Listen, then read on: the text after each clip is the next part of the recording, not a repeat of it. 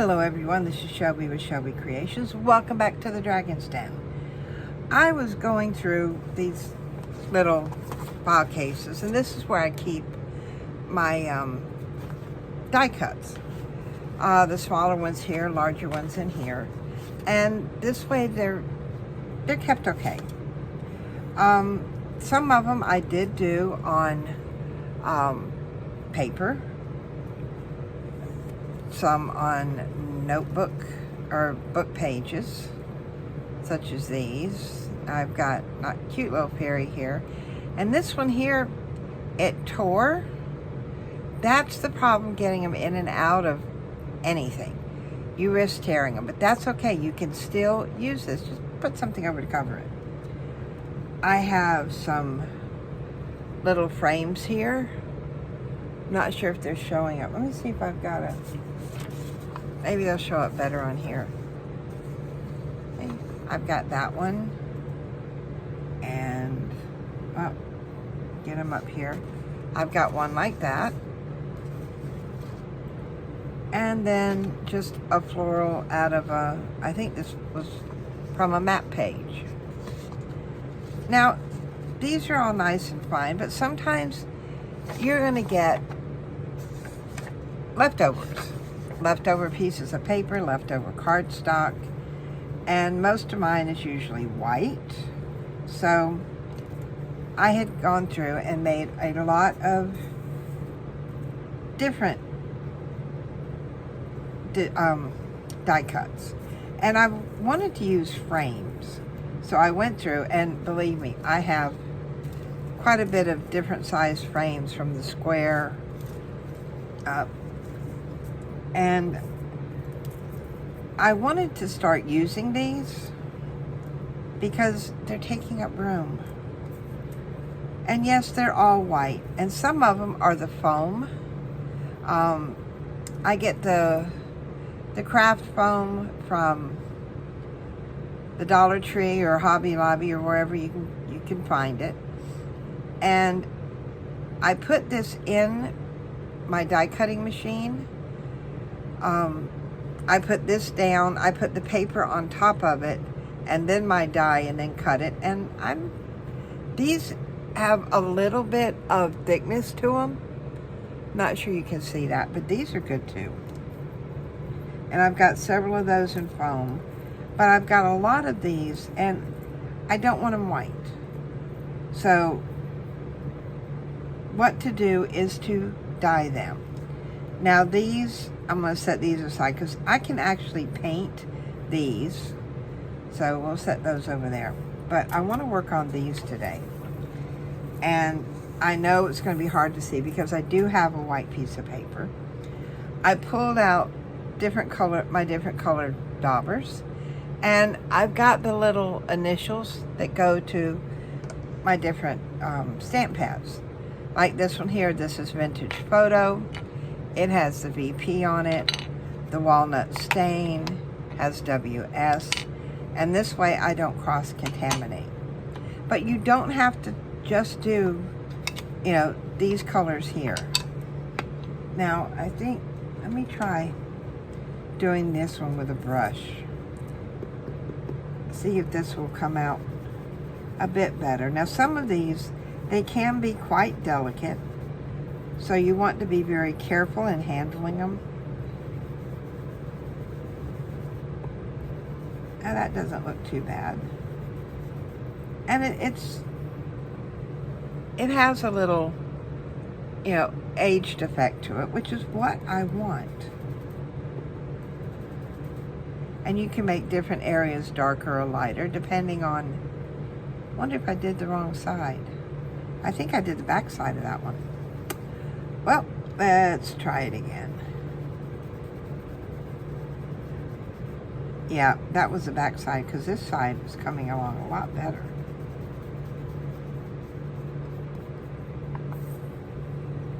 So, one done. And I've got quite a bit here to go through. And I brought out my case that I have my full-size ones in. Just gonna set, well, I can't set it over there. Oh, let's see. Forest moss. This looks like a good one. See, do I have, yeah, right here is my forest moss. Like I said, they're all different sizes and all. And they do get tangled up very, very easily. Yeah, you're gonna have a harder time with the daubers because you want to, you know, we're used to moving it in different directions, but to do that, it feels like I would end up tearing it.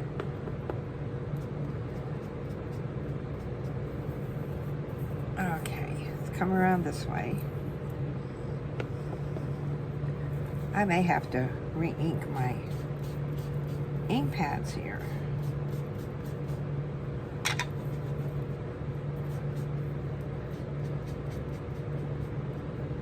So, and there is the forest moss. It's not a dark green. I'm pretty sure I could go darker with it, but my ink pad is almost dry on this one. So I hit it in a few other areas.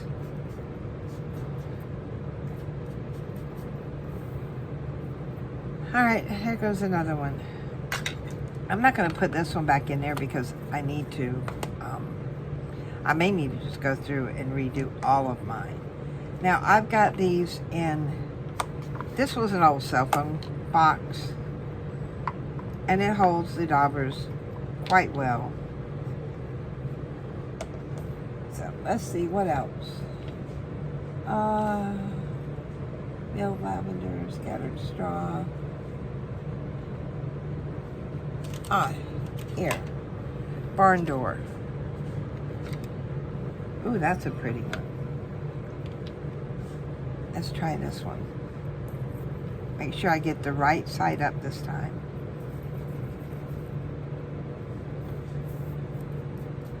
Oh yeah, this one's nice and juicy.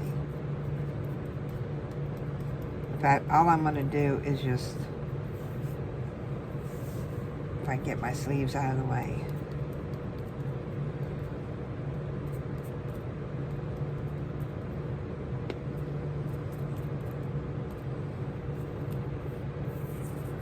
And there we go.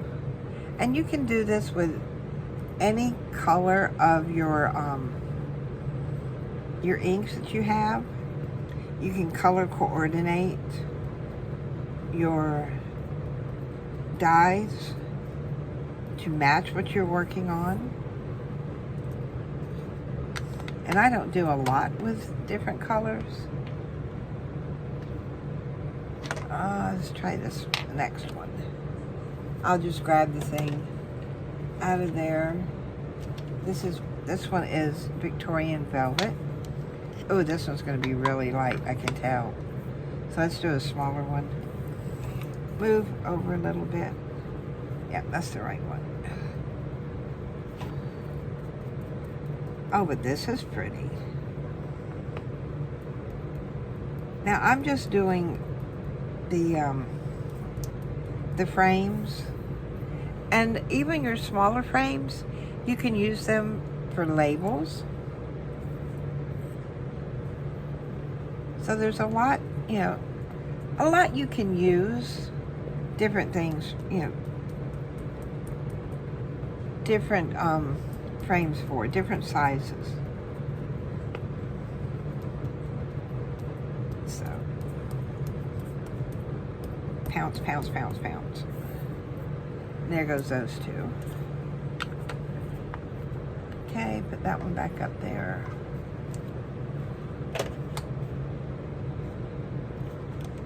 Speckled egg is always a pretty one.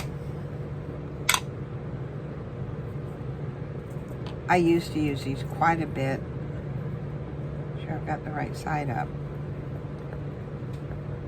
To color coordinate different things with. You can also use these to dye seam binding and lace. So, and then they're refillable. That's what I like. I like to get things that I'm going to use for a while. But I think I've mainly used most of mine for dyeing like seam binding and lace and making background papers. I haven't really used them for doing the edging much. This one here though, I do want this one in this. So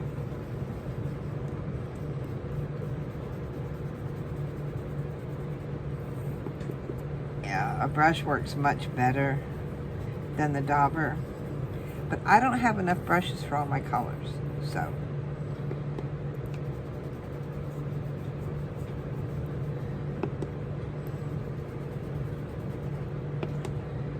and these I got at the Dollar Tree, and I haven't found any there lately, although I suppose I could check online to see if they still have them. But if you buy online, you have to buy the whole case. That turned out really good. I think the rest of these, I'm just going to do real quick with the ink pad here and the brush, because I'll use more in these colors than I will the others.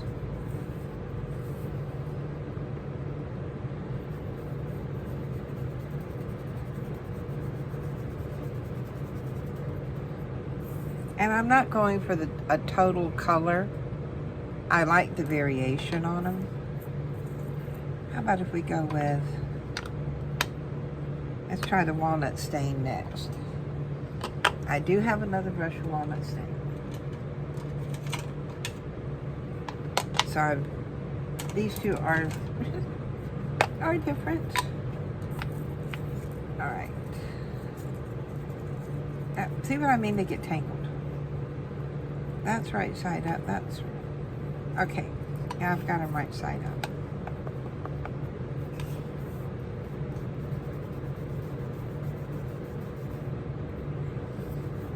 And depending on how light or dark you're doing your color, gives you a total different effect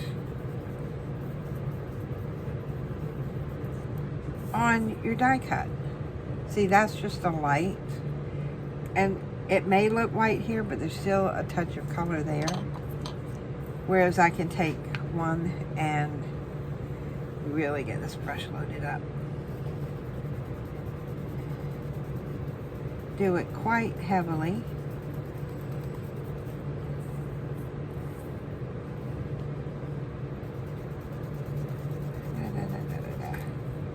Get them done.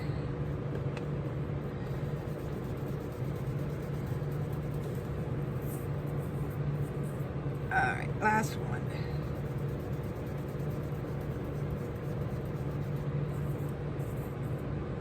On that side.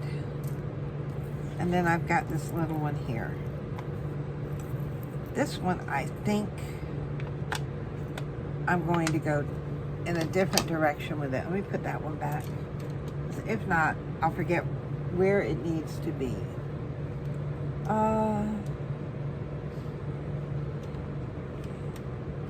Let's try the aged mahogany. Where's my...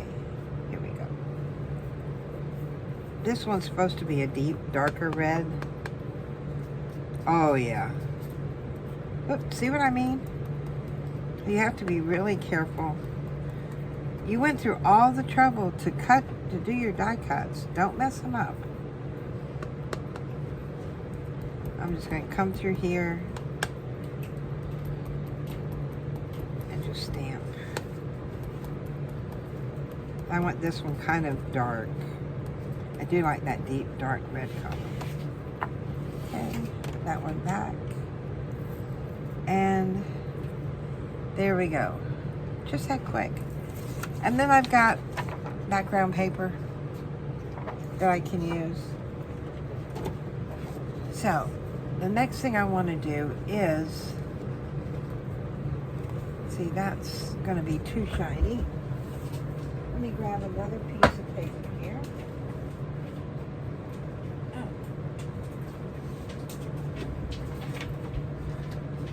Make sure I have just one. Now, you can print, or not print, but paint. Get this shook up real good.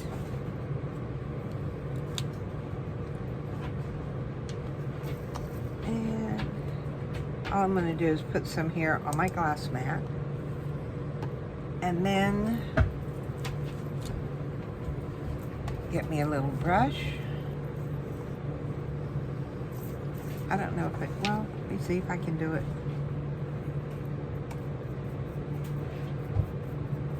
And still make sure I get all the, get in all the little holes here. So I'm just, and you see, tapping it and then going back and smoothing it over. The tapping gets it down into these little holes. Very careful here.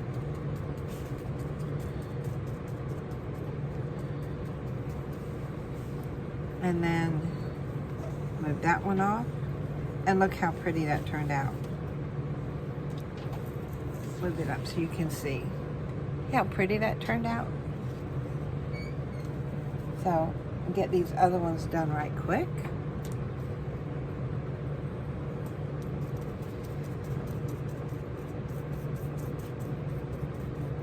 It was kind of chilly here this morning, so I put on long sleeves.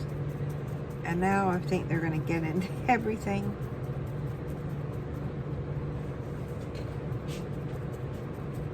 Okay. Get this down. Now I've found that when you're gluing the foam ones, a fabric glue works best to attach them.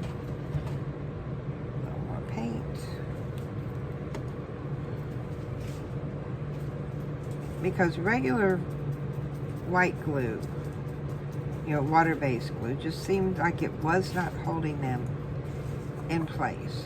They kept moving and coming up. So, let me move this around so I can use another piece of the paper here. And then when the paint dries on the paper, I can use it as a page in a journal.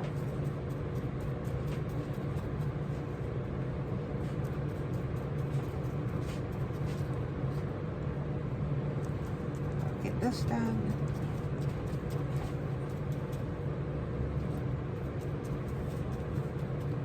A little bit more. Okay, got that one done, and let's come in here and get the last one.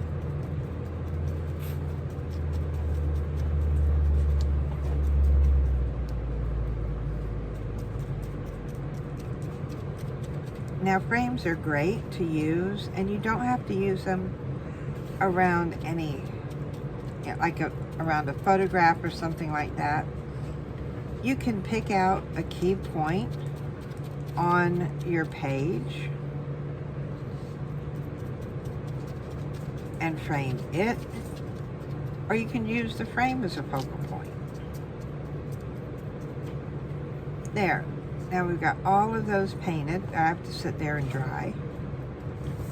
I'm not sure you can see very well through all the paint smudges, but those are going to be really nice. Whoop, this is spot. Yeah, go around and take a look at your sides when you're painting your foam pieces.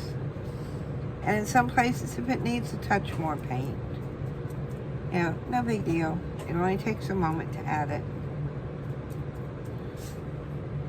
Get the rest of this off of here. And then I'm just gonna try and get a lot of that off of my brush. Then I gotta take that and wash it. All right, that goes back where it belongs. Set that there, and I want to get that paint off of there.